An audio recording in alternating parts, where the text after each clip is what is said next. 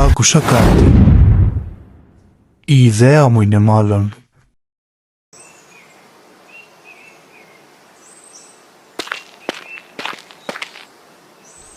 Τώρα ξέρω που είναι ο Σίτζο Σάμεζ.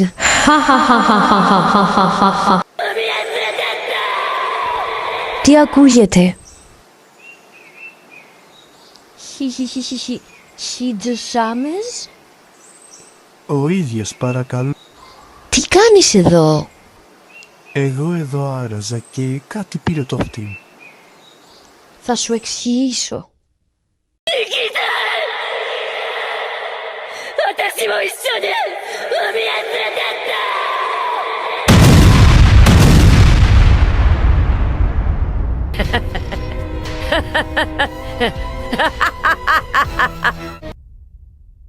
Εύκολος στόχος. Επόμενος στόχος. Ζωρό. Ζωρό. Άκουσα κάποιον να με φωνάζει. Ακριβώς άκουσες εμένα να σε φωνάζει.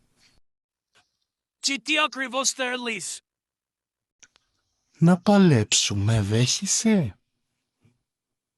Μα βεβαίως και δέχομαι.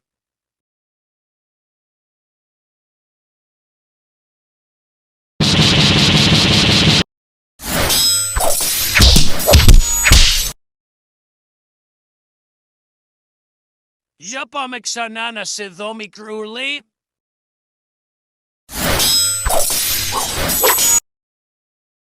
Λαστιχένια, καμπάνα.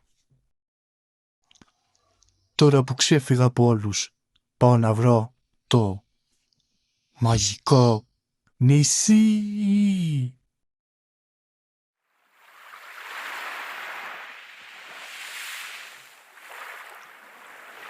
Θα κατέβω μία κάτω. Μας επιτίθονται, μας επιτίθονται.